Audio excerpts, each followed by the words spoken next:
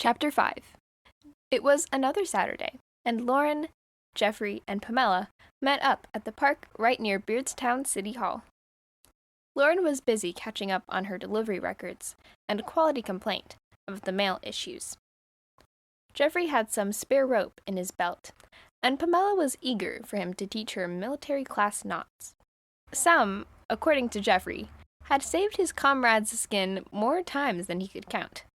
Pamela countered him, saying that he could count to 200 or more if he took the time to.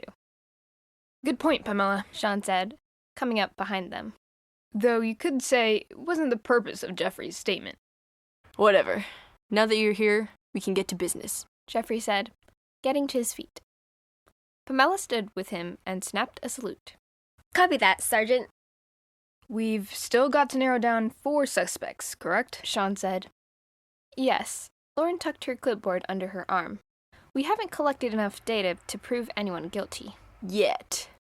It's time for some hard contact. Hard contact? Going on offense, soldier. Which means we'll have to start confronting them and shaking the truth out of them if it's the last thing we do. Sean raised his eyebrows. If we're going for interrogation, we can't violate their rights. They violated ours. We won't win if we're holding back. If we had government permission, Sean said, hand on his chin, I could see this going a lot easier.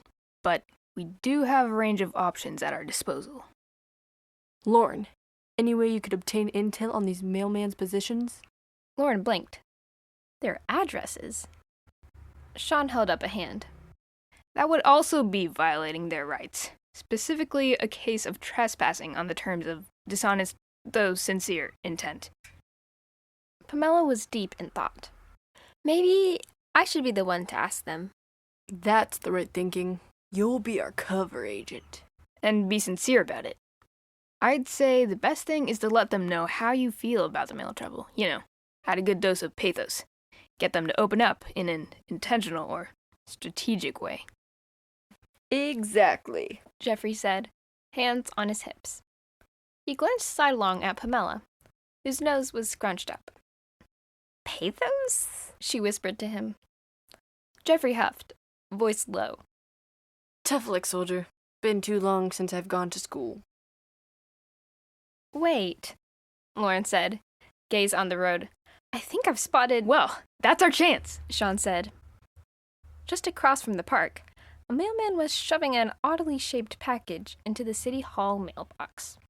As he kicked back the kickstand of his motorcycle, they could see clearly his overly large glasses and dark, bushy mustache. Let's go, go, go, Jeffrey said, bounding across the park in an instant. The others followed a second after him. Wait, what's our plan? Sean said, taking a breath.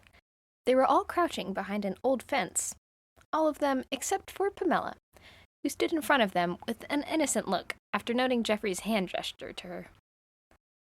The motorcycle's engine rumbled, every second closer to speeding away. He's gonna get away, Pamela hissed. So we stop him, Jeffrey said, and dashed across the street.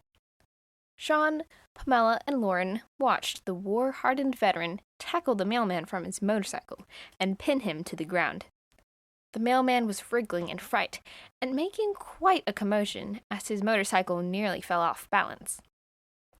Jeffrey held up a hand in his direction as he looked directly at the rest of them. Oh dear, Lauren said, as the 3 hurried after him across the street. Sean rushed to put the motorcycle upright and stop the gas, while Jeffrey held the mailman with his arms behind his back and pushed him into an alleyway. Stop! Don't hurt me, the mailman said as soon as Jeffrey had let go. You have a right to be silent. I'm a former military general. Technically... Quiet, Brown. Jeffrey turned back to the mailman. What do you have to say for yourself? What do you think we took notice of your disguises for? What? The mailman said, as terrified as he was confused. You mean this? He pointed to his glasses, nose, and mustache disguise. It didn't fit his features any better than when they'd seen him from far off. Pamela even thought she'd seen that very toy at Beardstown Grocer's. Take it off, Jeffrey said, eyeing his name tag. Elliana. The mailman looked upset. I'm pretty sure it's pronounced Elliana. It's Hawaiian, and it means majestic.